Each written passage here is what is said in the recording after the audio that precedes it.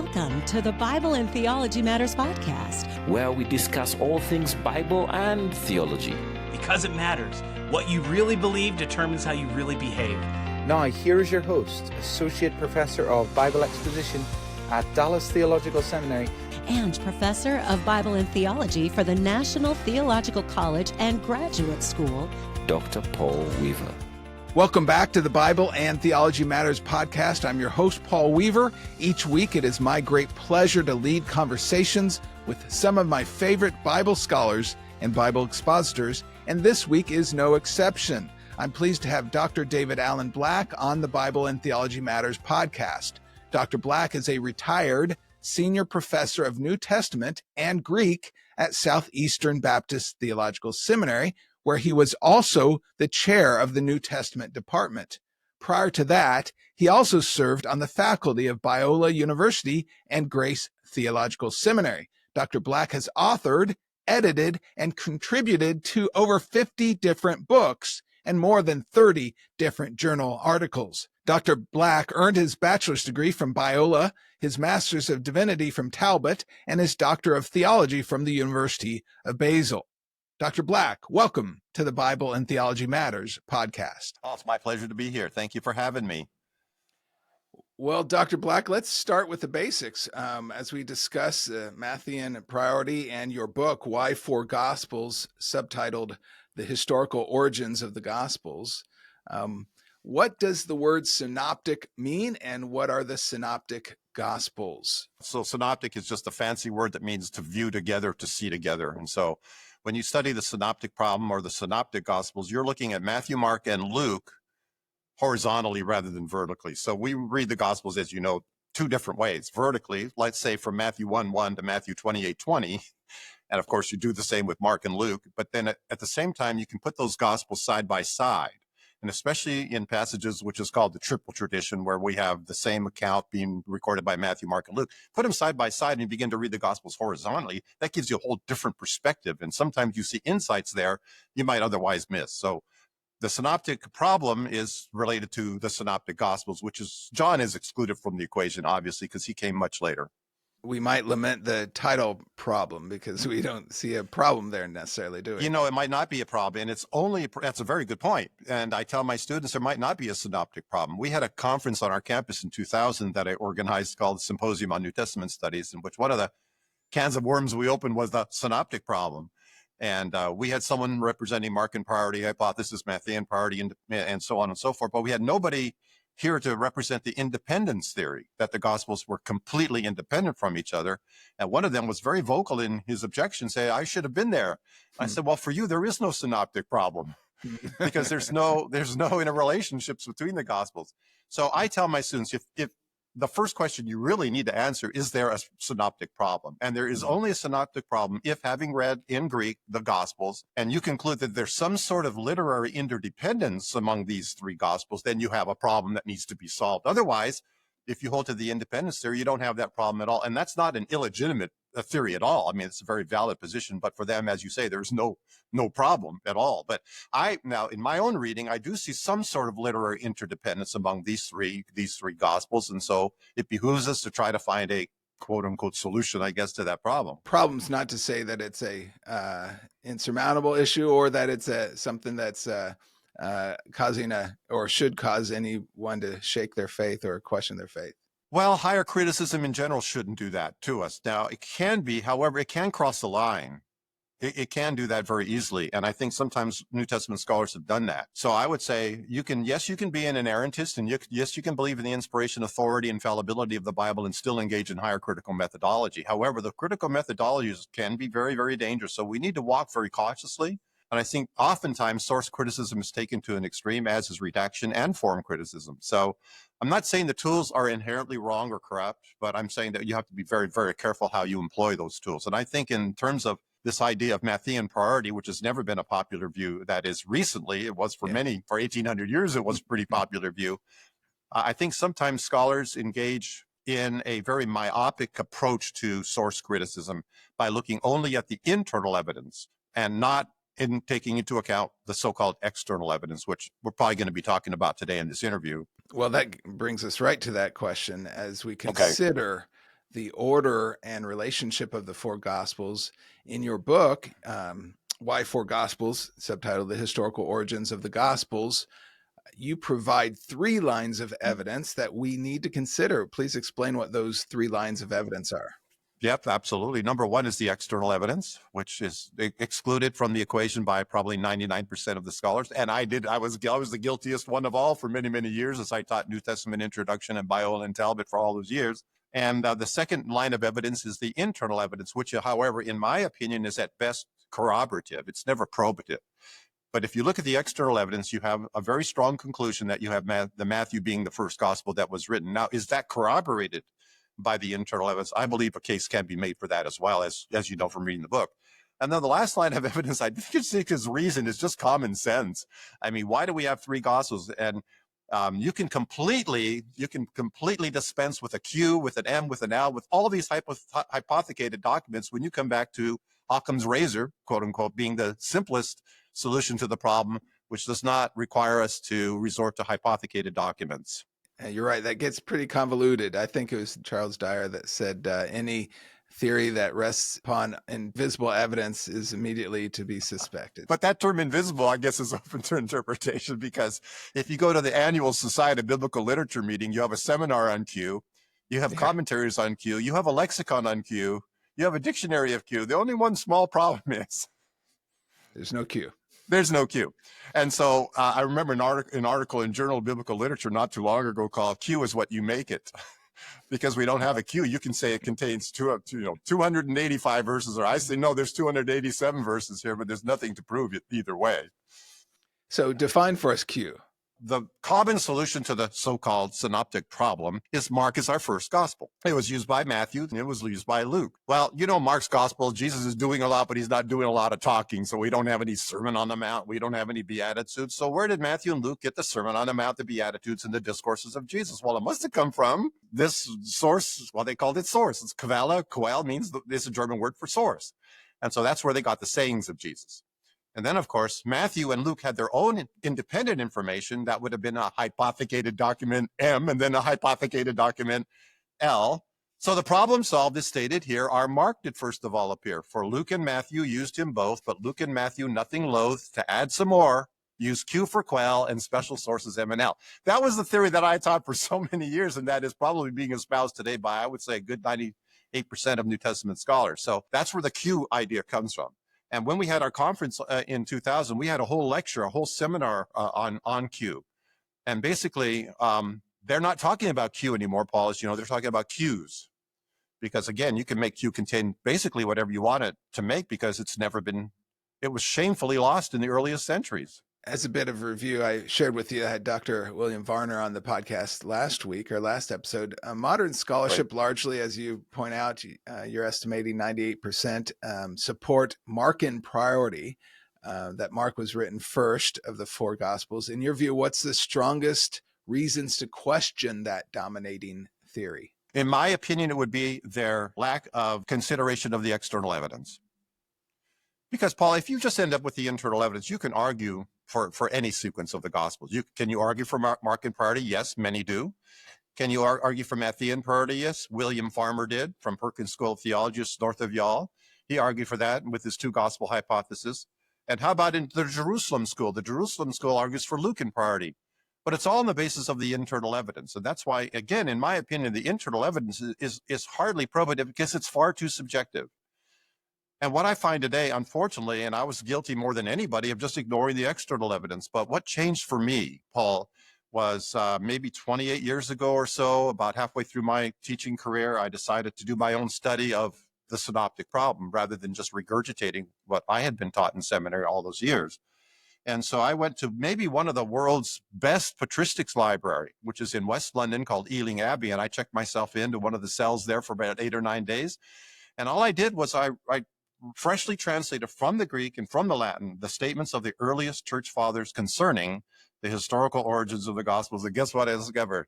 They are unanimous that our earliest gospel is not Mark's. Thank you very much. It's Matthew's gospel. And then we looked at Luke, and why then do we need a Luke? If we had a Matthew, why then do we need a Mark? If we have a Matthew and Luke, and then of course, why did we need a John? And so I we put together this little book sort of to help students just to negotiate mostly through the external evidence, because that to me is the game changer. I'd agree. I've always, maybe it's because I had been exposed to Matthean priority before I came to seminary, but it seems to me that 1800 years of church history, you have to have some really solid arguments and evidence to go against all of that history. And as C.S. Lewis said, we can become chronological snobs and think that we know much better than everyone else in ancient times. When I lived in Basel, Switzerland, I also had the chance to sit at the feet of a man many people never heard of. His name's Francis Schaeffer. And Francis Schaeffer was maybe one of the greatest apologists of the 20th century. And basically he said this, because he had university students come to his chalet called L'Abri, the shelter, and just to ask any question they wanted to. And his basic position was this: when you become a Christian, you do not have to make a leap of faith, but that the Christian faith is a historical faith. It is rooted deeply in history and in science, if you will. And so you don't have to put your brain in park or neutral when you become a Christian, because you've lived in Europe. You were there many years. I've lived in many different countries in Europe. And here's the deal about Europe. Being a post-Christian society, the only people who are believers in Christ or believers in the Gospels are people who don't know better. The little kids and the old people. But no intellectual, no university student would ever believe that Jesus is the Christ. You know what I'm saying? Or believe in the veracity, historicity, apostolicity, trustworthiness of the Gospels. Nobody would do that. Nobody in their right mind would do that. No intellectual would ever be guilty of doing that. And I think that kind of Enlightenment thinking, that post-Enlightenment thinking, has kind of crept into some evangelical circles. I'm not accusing anybody who's an evangelical of holding the Markan priority, being a liberal, or being a post-Enlightenment thinker. But I do see sometimes surreptitiously that those kinds of thoughts can enter our thought patterns. And I think it behooves us, therefore, to take into consideration all of the evidence. That's why the first question you asked me, we have to look at the internal evidence. Yes, we do. But we also look at the external evidence. We can't exclude that as a help in this particular problem. Well, I find it a little ironic that when we talk about textual criticism, we examine external evidence very strongly as far as history of the various documents and understanding of those documents. And maybe we prioritize that over the internal evidence sometimes. But it's a different topic. But I would think that in New Testament studies, we need to also listen to our church history brothers and read what the church fathers have to say. Not only textual criticism, but I think in terms of authorship issues, not long ago, I came out with a book defending the Pauline authorship of Hebrews. And again, the internal evidence, I compared the 13 Paulines, quote unquote, with Hebrews. And I found there are many linguistic affinities, many, many, many, many parallels. But again, that doesn't prove anything. But when you look at the external evidence, you look at what the church fathers of the first 4 centuries said. In the Eastern church, it was always Paul's. And by the 4th century in the Western church, it was Paul's. And by the 4th century, we had 14 epistles of Paul, not 13. And the interesting thing is the book of Hebrews always circulated in the early church as part of the Pauline corpus. It came after 2nd Thessalonians. And so we have, again, the external evidence is largely excluded, whether you're talking about textual criticism, whether you're talking about authorship issues, or whether you're talking about the synoptic problem. And I would like to see a revival of interest in the historicity issues.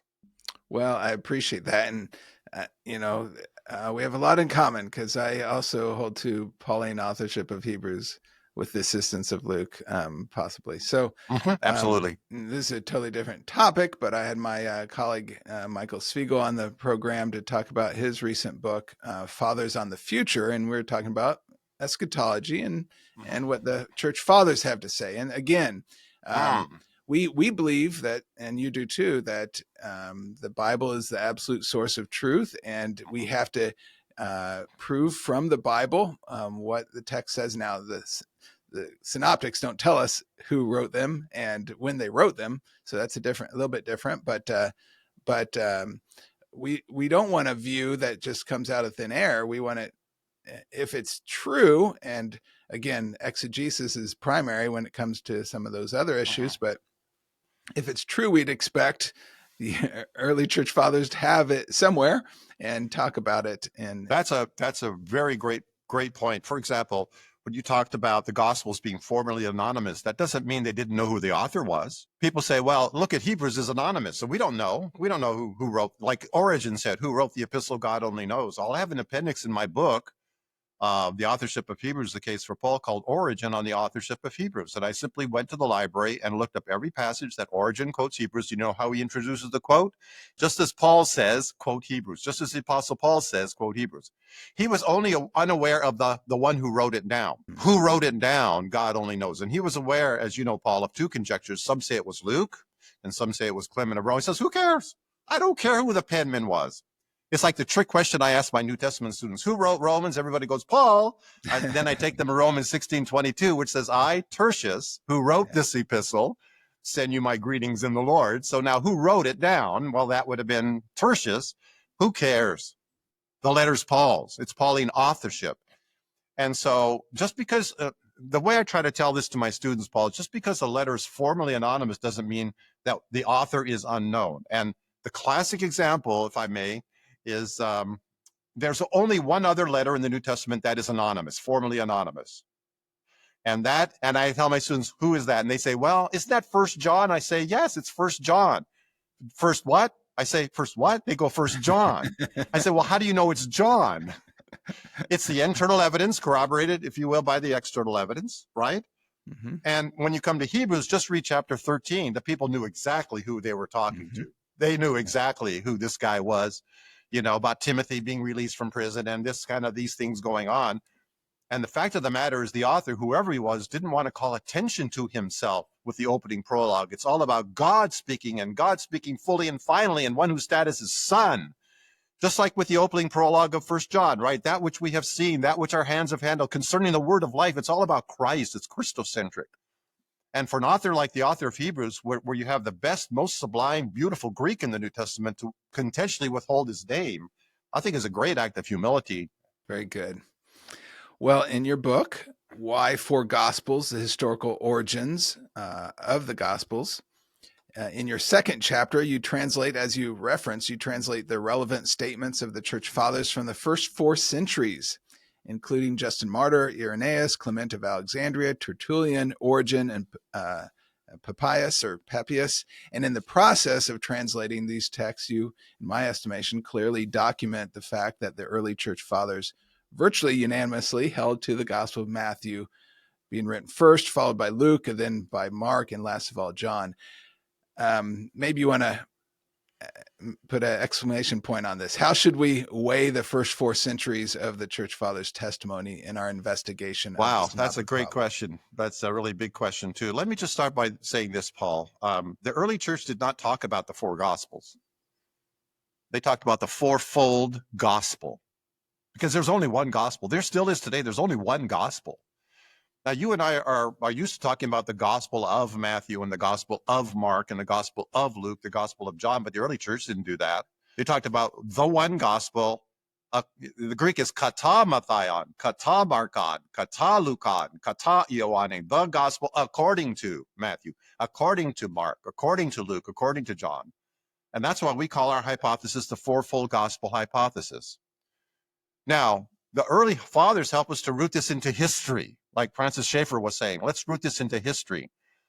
And when you look at history, you seem to conclude that there are 4 phases in the development of the Gospels. Phase 1 is what we call the Jerusalem stage, or the Jerusalem phase. Where was the earliest felt need for a gospel? Again, it wasn't in Rome in the 60s. It was in Palestine in the 30s and 40s.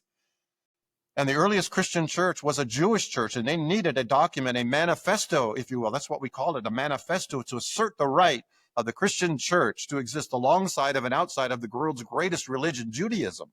And if you want the evidence, Jew, you just look at this book. Here's the evidence. All of these prophecies fulfilled in the life and ministry of Jesus Christ. And not only that, to whom did they assign this task? To an eyewitness, to one of the 12 himself, Matthew. And not only was he an apostle, but we know that he was literate because of his occupation. He was a toll keeper between the territory of Herod Antipas and Herod Philip.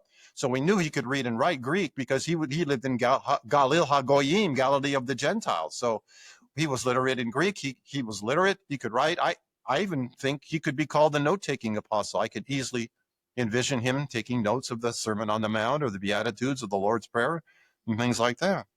Well, then you have the gospel expanding beyond the confines of Palestine, now penetrating into the Gentile world.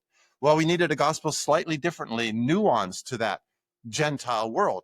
And so in the book actually the book of Acts is actually the only two apostles, as you know, the Acts of Peter, that's Acts 1 through 12, and then the Acts of Paul, Acts 13 through 28. And so Matthew's gospel is the gospel for the Jewish Christian church, and Luke's gospel is the gospel for the Gentile Christian church, for the Gentile ministry phase. So we have the Jerusalem phase, we have the Gentile mission phase, and then at the end we have, interestingly, providentially, God puts Paul, Peter, Mark, and Luke all in Rome at the very same time. And Peter has the opportunity now to give his own telling, if you will, his own version of events. And in his hands, he already has the scroll of Matthew and he has the scroll of Luke. And as he's giving these oral lectures, his stenographer, the Greek is, interprets the hermeneutes, but it doesn't matter. His stenographer was carefully taking everything down. And when he finished, the audience's response was so overwhelming. He came to Peter and says, "What should we do? Shall we publish it?" And Peter goes, "Yeah, if you want to, go ahead." Hardly the response of someone responsible for the first written record of the life of Christ, but the gospel, according to Mark, was then published, and then Mark left for Alexandria to found the church there, and the gospel, according to Mark, fell out of history for about 5 centuries. The first commentary written on it is in the 5th century, Victorinus, because now we have a Matthew, we have a Luke. But if you want to know what Peter's personal reminiscences were like, then you've got what we call Mark, but it's actually Peter's gospel. And isn't it interesting? When you look at the triple tradition, when you have Matthew, Mark, and Luke recounting the same event, the longer of the three is usually Mark's, even though Mark's is our shortest gospel, because Peter's there. I was there. Let me tell you what I saw. Let me fill in some details that you're unaware of otherwise. Jesus is just not sleeping in the back of the boat. He's sleeping in the back of the boat with his head on a pillow. Have the men lie down on the grass. Nope, have the men lying down on the green grass. He's just filling in all these reminiscent eyewitness details of events. And then you have the last phase, the Johannine supplement phase, which the tradition is very clear that John was written around 96, so that's a lot later. But he's now, he's not replicating a lot of the other Gospels. 92% of John's unique to John, and he's giving us, if you will, kind of an X-ray view of the highest Christology we have in the New Testament. With the I am sayings, we have the miracles of Jesus, which he doesn't call miracles, he calls signs because they point to his deity. You know what I'm saying? And so we have these 4 phases. It just seems to make sense to me that chronologically and historically that this is the way the Gospels would have developed. And that's why the subtitle of the book is The Historical Origins of the Gospels. So we're putting forward the theory, the fourfold gospel hypothesis, why we needed a Matthew, why we needed a Luke, then why would we need a Mark if there was a Matthew and Luke? And why we need a John. And that's why my New Testament scholar friends, and I've got a lot of them at Dallas Seminary and all the other places, say, "Dave, if we have a Matthew and if we have a Luke, then why did we need a Mark? Why did Mark set out to write a gospel?" And the answer to that question is Mark never set out to write a gospel. He simply recorded in midair the words of Peter as he was giving a series of 5 didaskalias before the Equites of Rome. Anyway, if you're interested, all that's in chapter 2. You've done a great summary right there on your fourfold gospel hypothesis, and appreciate that, and do encourage those that are listening and viewing this podcast to go and get your own copy of Why Four Gospels ? Subtitled The Historical Origins of the Gospels. And fascinating study where you're showing the early church fathers weren't wrong. Matthew written first, then Luke, then Mark, and finally John. But then you also provide some good hypothesis as to why that order was especially important. You have in your postscript to this book, you write, "The unhesitating support by the church fathers for the historicity and authenticity of the 4 Gospels can no longer be doubted, nor can it be questioned that the earliest church believed the Gospel of Matthew was the first to write a gospel." In your interaction with Markan priority scholars, would you say that they agree with that statement, or do they push back on that at all? They don't agree, but there's no pushback either.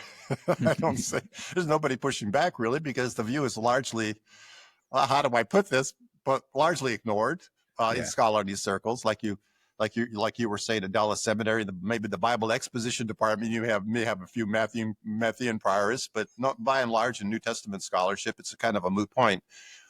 And that's why I'm telling my doctoral students and that generation, if you're going to turn it around, it's going to be your generation that has to do this, because I think for most of us, we've made up our mind. We've moved beyond that. It's not really an issue anymore. We're not interested in the external evidence, whether it has to do with the authorship of Hebrews or whether it has to do with the Synoptic Problem. We've moved beyond that. Ad fontes, let's just get back to the Bible. The fathers weren't inerrant. You know what I'm saying? They're not and that's all true. They are not authoritative. But wouldn't you want to know what the earliest fathers had to say about the historical origin of the Gospels? I sure would. And for what it's worth, I think that maybe that's the best part of the book, is just getting students into those, because maybe they don't have access to the Greek and Latin. They can't actually go to those sources. So we translated them into very simple English, and hopefully that'll give them an entree into a new area, a whole new environment of studies that they can explore on their own to maybe supplement all that they're learning from the seminary professor that they're studying with. Yeah, and there's not an exegetical passage we can go to for this information either, right? You can look at ideas and concepts in the Gospels, but especially when it comes to the four Gospels, as it relates to order and sequence and timing, we're especially beholden to the early church fathers.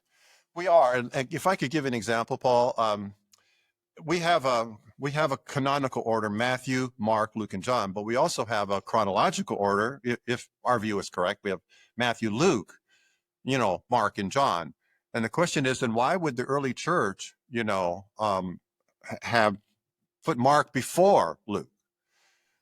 And the answer to that question is, we try to argue that Mark is a canonical bridge between the gospel of the Jewish Christian church and the gospel of the Hellenistic Christian church. You say, that's kind of a wacko idea. Well, let me give you an example. Luke actually wrote one book in 2 volumes, Luke-Acts. We all know that. Written by the same author, written to the same individual named Theophilus, written at the same time, Luke-Acts, Luke-Acts. Well, then why did the early church take Luke, separate it, kicking, screaming, and bleeding? Why did they take Acts from Luke and place it after John, even though it was written many decades before the gospel, according to John? And the answer to that question is a very interesting one. The question in the early church was, how do we get from Jesus to churches? How do we get from Jesus to the epistles? How do we get from Jesus to Paul? How do we get from Jesus healing and preaching and teaching and all of that stuff to churches and deacons and elders and missionaries and offerings and worship? How do we do that? Well, the book of Acts is the one that tells us how. It's the origin of the church. It's the birth of the church. And so Acts functions, if you will, as a canonical bridge between the Gospels and the epistles. I would argue likewise that Mark was placed between Matthew and Luke, perhaps for the same reason, to function as a canonical bridge, or if you might say a canonical suture, to hold these two groups that were often at loggerheads in the early church. We see that from Romans 14 and 15. We see that from 1 Corinthians 8, 9, and 10. These two groups were often at loggerheads in the church. And the last thing that either Peter or Paul wanted was a church divided among ethnic lines, that we have the Jewish Christian church here and the Gentile Christian church here. There's one church, there's one Lord, one faith, one baptism, one body of Christ, one sheepfold, one shepherd, one temple, one body, one bride. And I think Mark succeeded beautifully in doing that in the earliest centuries. So again, just because something in the Bible is listed canonically one way doesn't necessarily mean that would have been the chronological order. And you're providing a good hypothesis for this to solve that, but you don't have to adopt your hypothesis to still say Matthew is written first and Luke second and Mark third, right? But you're just providing a good possible solution to why. Well, I'm glad you raised. I'm really glad you raised that, because I don't want people coming away from the book thinking that this book is primarily a defense of Matthean priority or the Fourfold Gospel. It is not. It is more than anything a defense of the historicity, trustworthiness, apostolicity of the gospel records, which is under attack, as you know, and has been under attack for the last 2 centuries. And again, going back to what Francis Schaeffer said, you don't have to make a leap of faith when you become a Christian. The Christian faith is a historical faith, and therefore we have to take history And we have to root the gospel into history, which is what the gospel writers have done. And therefore, there must be some historical reason for the ordering of these gospels. There must have been a felt need, an emergency in the church that called forth a Matthew, an emergency in the church that called forth a Luke. What called forth a Mark? What called forth a John? And why only 4 records, not 3 or not 5? And if you look at it, the history seems to be pretty clear about that. And I appreciate you're providing a strong argument from the occasion. So we often, in all my classes, I teach Acts and Pauline epistles several times every semester, sometimes online and on campus, sometimes 3 times a semester. And in those courses, I always emphasize that each letter was written for an occasion, a need, and you're making a strong argument. That's the same with the 4 Gospels. Well, it's interesting. When you study Philippians, you look at the background, the providence, the date, you look at the church at Philippi, you look at the history of the city of Philippi, you look at all these historical things. And when you come to the Gospels, it's like, they arose in a historical vacuum. It's just Matthew. Let's just turn to Matthew. Well, who's Matthew? Wink. Most liberal scholars would say Matthew, wink, wink, because they don't really mean an apostle named Matthew. They mean a Matthean school. You know what I'm saying? So I agree with you totally. All of the, I would put it this way, all 27 New Testament books are occasional documents. As you pointed out, they are occasioned by something happening in the early church. Paul did not just pick up a pen to write to the church of Philippi. There was a need that he had to meet in writing that particular. The church was disunified. It was breaking apart, being polarized around 2 women leaders that are mentioned in chapter 4, verse 2. And so he writes this book to say the only thing that matters is we stand together for the sake of the gospel. The only thing that matters is the gospel, not your personality differences or not even your secondary issues of theology. We got to stay united if the gospel is going to advance in this world.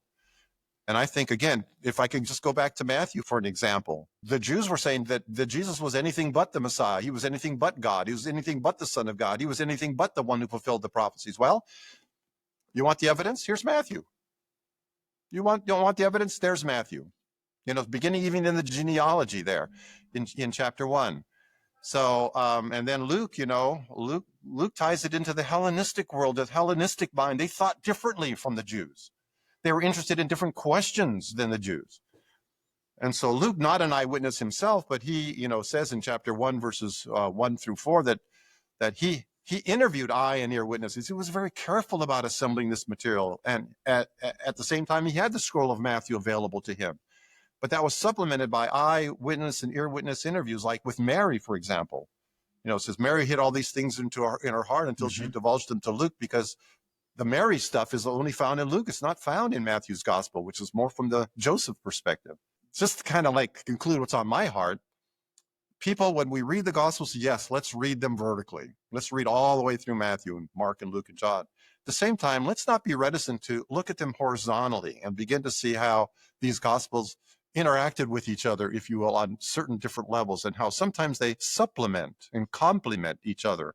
So for a full-orbed understanding of the life of Christ, we need to study all 4 of these Gospels. And if we can study them together, that's so much better. Well, you have an interesting statement that I'd like to read and get your comments on. In your book, you make the following argument against the 2-source hypothesis.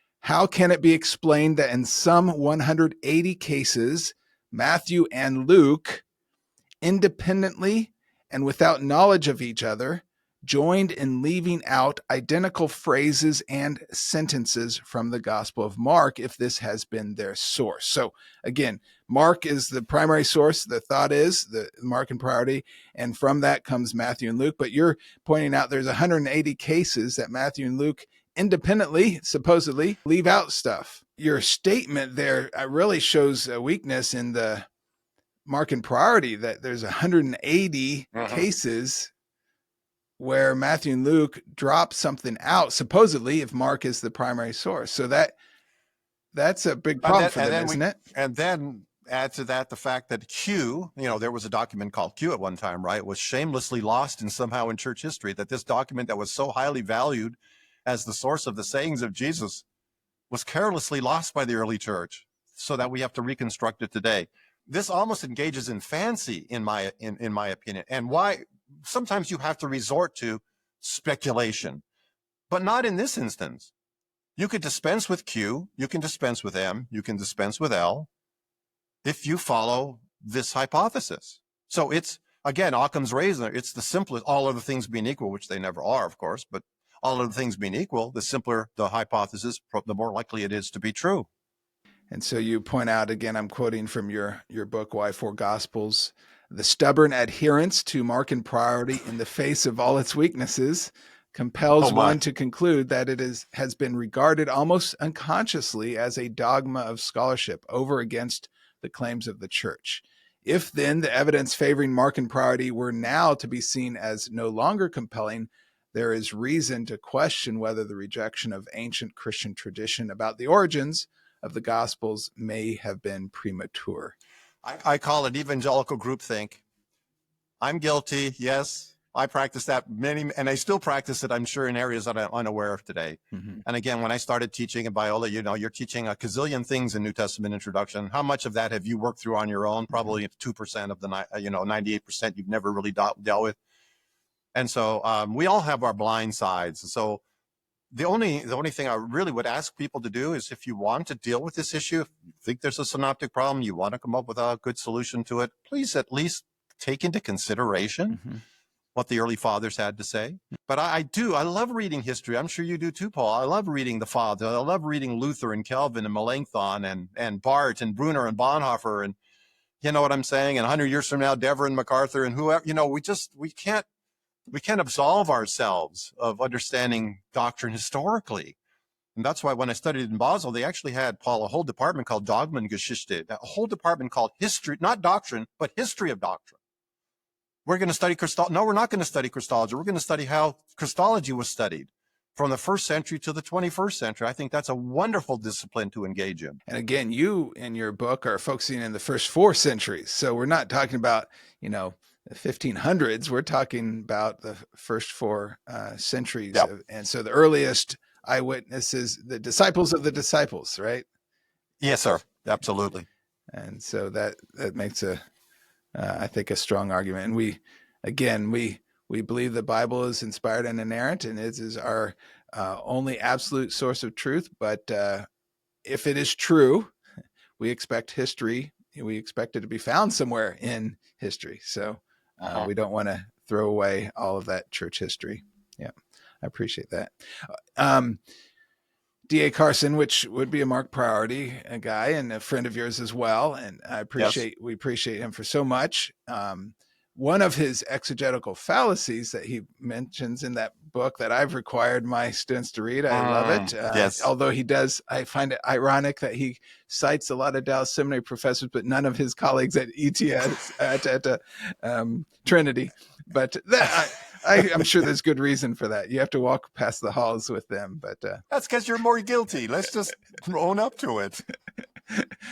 But one of his exegetical fallacies is that, well, he called it the authority.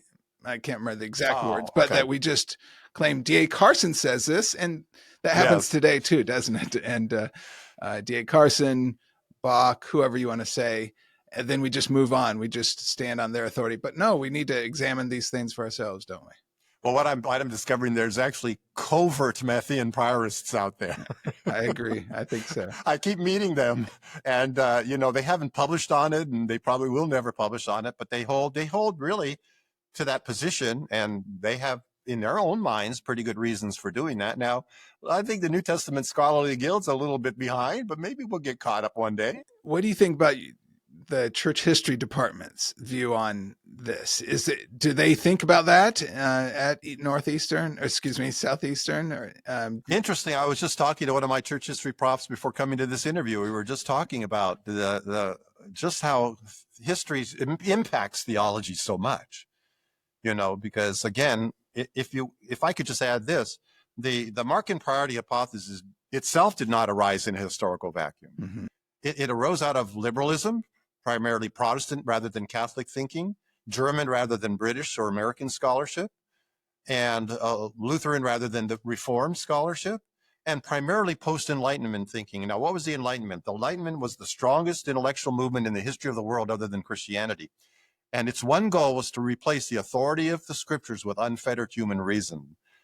And do you see why now Markan priority would fit that much better than Matthean or Lucan? Because maybe the lowest Christology is in Mark, and we don't have the last 12 verses aren't original, wink, wink, and therefore we have no resurrection account. You know what I'm saying? It would have been very conducive to that kind of evolutionary development of the gospel from the most primitive, if you will, from the Jesus of history before Matthew got a hold of him and Paul got a hold of him and transformed him into the Christ of Christianity. And so part of all of this equation is part of what is called the quest for the historical Jesus. And that is still a very powerful question that's motivating scholars today. My conclusion is that there is no contradiction between the Jesus of history and the Christ of Christianity. They're one and the same. You find full humanity of Christ in the Gospels. You find the full deity of Christ in all four of the Gospels, not just the one with the highest Christology. So again, I don't see this bifurcation that is necessary at all. But in terms of church history, yes, we need to be studying the historical backgrounds of every doctrine that we espouse, whether it be, let's say I'm a dispensationalist, let's say I believe in the pre-tribulational rapture of the church rather than historic premillennialism. We need to know where those theories originated from. I think that would help us very, very much. And so when it comes to the Gospels, let's take a look at what people were saying about the Gospels in the earliest centuries. Maybe that can help us. Maybe it doesn't, but it helped me. One of the best things in my training for what I'm doing now at Dallas Theological Seminary, I'm in the Bible exposition department. I have the privilege to teach through basically the 3 New Testament courses, Gospels, Acts and Pauline Epistles, Hebrews, Revelation, and then hermeneutics. But in Hungary for 13 years as a professor there at a school of 79 students, you teach everything. You teach systematic theology, you teach New Testament, you teach Old Testament, you teach church history, you teach apologetics. So one of the challenges of schools of our size is that we're so specialized that I think maybe miss some of that church history that the New Testament could benefit from, and vice versa. What do you think about that? Yeah, absolutely. It's called the compartmentalism of our disciplines. Don't ask me a question about church history. I'm a New Testament scholar, right? I remember when I graduated from Basel in 1983, I had written a dissertation on Paul. It was published under the title Paul, Apostle of Weakness, but I was immediately tagged as a Pauline scholar. I'm not a Pauline scholar, so I wrote a book on Paul. It doesn't make me a Pauline scholar. And let's say you get your PhD in John. Well, then for the rest of your life, you're a Johannine scholar. Not necessarily. And if you're pegged as a Pauline scholar, then people will say, Dave, what right do you have to write on the Gospels? You're not a Gospel scholar. Right. What right do you have to write a book on the authorship of Hebrew? What right do you have to write a book on textual criticism? Yeah. You're not a, you know what I'm saying? You're not a, but you are a. We are a, and one of the things I encourage my doctoral students is don't let anybody pigeonhole you once you're graduated, that you're a such and such a scholar. I like all these disciplines. Yeah. And even the Old Testament, I studied the Old Testament. I read my Old Testament in Hebrew. I read my New Testament in Hebrew. I have 3 Hebrew New Testaments. So I just have to say this, after 49 years of teaching, I feel like a child wading on the shore of a limitless ocean. The breadth, the depth that I've barely begun to explore. And there's so much more to explore. Why would I ever limit myself just to teaching New Testament Greek, which has been my bailiwick for all these years? But I'm not going to limit. If I have a question about the Gospels, I'm not going to be reticent to ask that question. Dr. Jeff Bingham was a professor here at Dallas Theological Seminary. Now he's at Southwestern. Church history. He said, as a pastor, you are the resident theologian, right? You can't say, I'm not a New Testament scholar. I'm not an Old Testament. I'm not a systematic. You have to be prepared to answer and search into those things. Because your people don't know Greek, they expect you to know Greek, and that's why Paul. I've taught all the New Testament theology and textual criticism and New Testament survey and exegesis of this book and that. I'd much rather just teach Greek, because what Greek does is it empowers and equips our students to do their own research and writing. They can get into the text themselves and answer these questions for themselves. You really can't do that with the Synoptic Problem, to be honest with you, unless you have a fairly good reading knowledge of Greek. You know what I'm saying? So that's why I focus my instruction on, that's why I've written a beginning grammar, an intermediate grammar, an advanced grammar, a book on linguistics. I try to get my students into the text itself to begin to wean them to begin to wean us from our sometimes slavish overdependence on the scholars, on my pastor or my teacher or my professor in seminary, and not to be quoting Dave Black or whoever. I don't want to do that anymore. I want to wean them from that kind of slavish dependence. And part of that has been to produce books like this that anybody can read, a layperson can read and understand it perfectly, and just be exposed to what is going on in the broader world of New Testament scholarship, and then come up with their own opinions. Yeah. Well, and education, I think education is just people giving you the right direction to study. So Exactly. you don't have to have a degree to have done the study if you're a disciplined person and know the right sources and resources. And well, that's one of the things I admire and have always admired so much about Dallas Seminary, your emphasis on the biblical languages, not only taking them expositionally through 66 books, which is great, but also equipping them with those tools to allow them to do their own study of the book of Philippians, their own study of the Synoptic Problem, their own study of the authorship of Hebrews, their own study of New Testament textual criticism. That's phenomenal. And to think that you're still as strong as you are, even though you have very high standards when it comes to the biblical languages, you haven't compromised those at all in your THM program. I have nothing but the greatest admiration for what you all are doing there.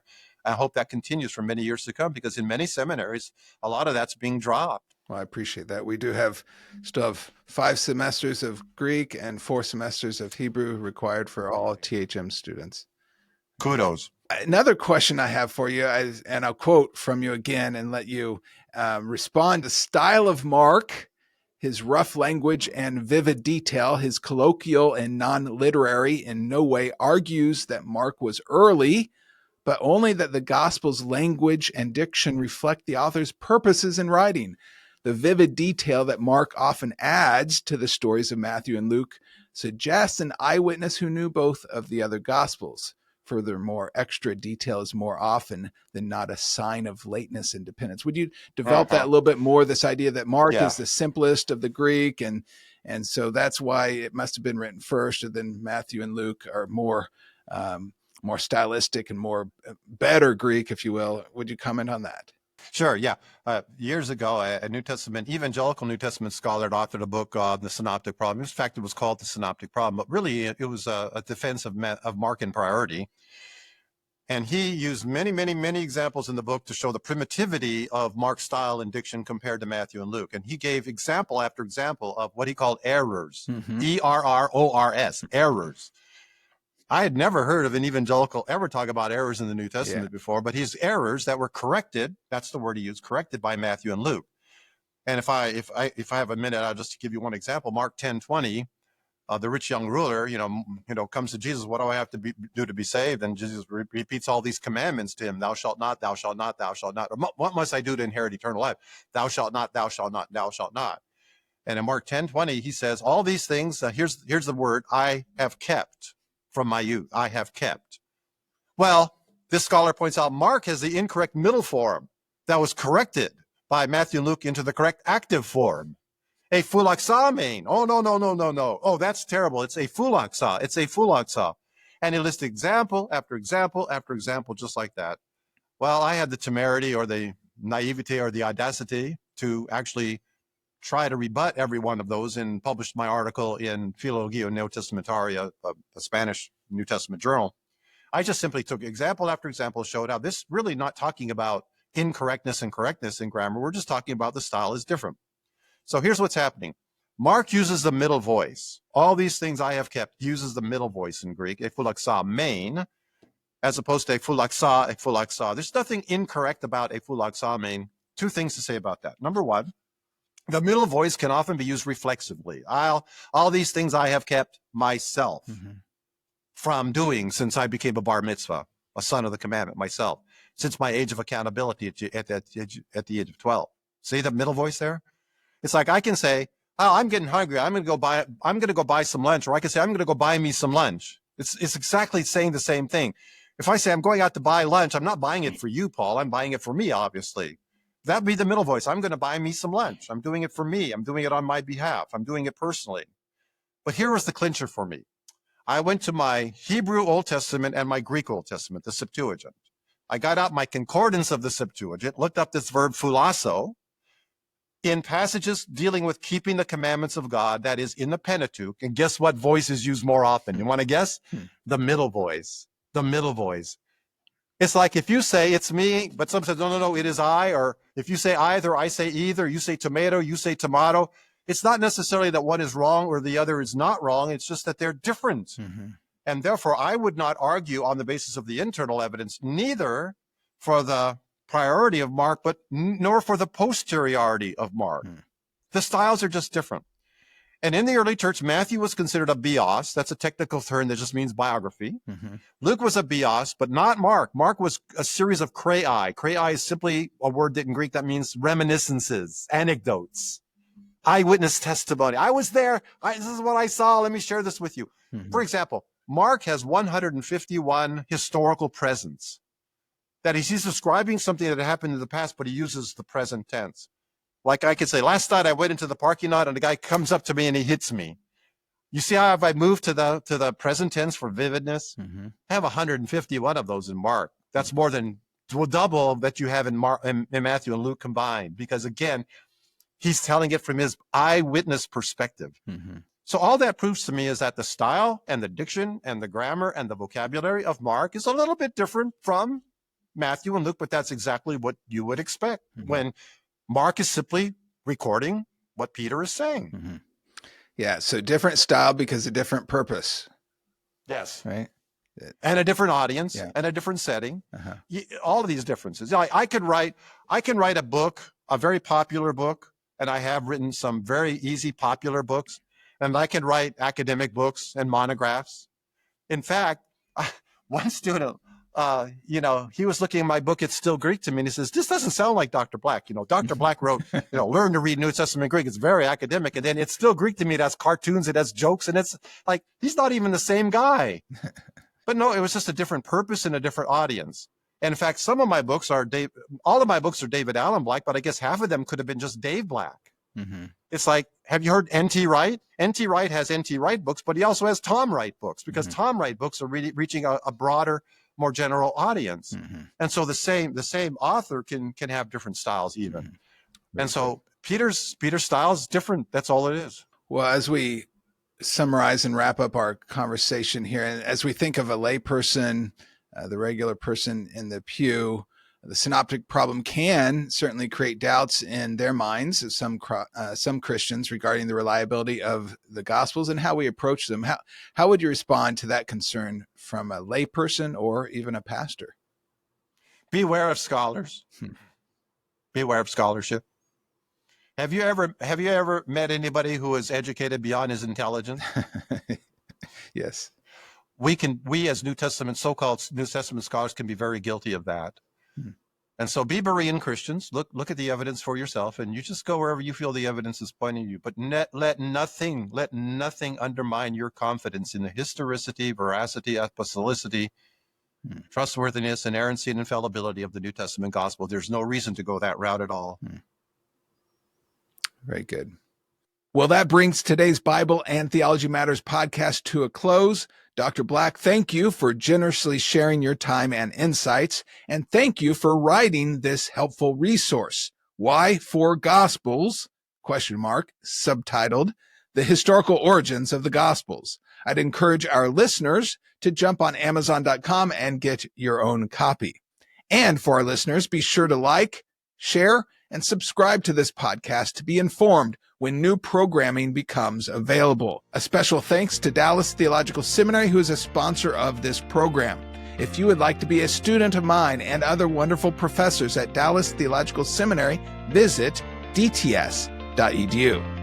Well, until next time, never forget, Bible and theology really does matter, because what you really believe determines how you really behave. Bible and Theology Matters podcast is a listener-supported podcast devoted to helping Christians grow in their knowledge of the Word of God and in their relationship to the God of the Word. To learn how you can partner with the Bible and Theology Matters podcast, visit us at BibleandTheologyMatters.com. That's Bible, A-N-D, TheologyMatters.com.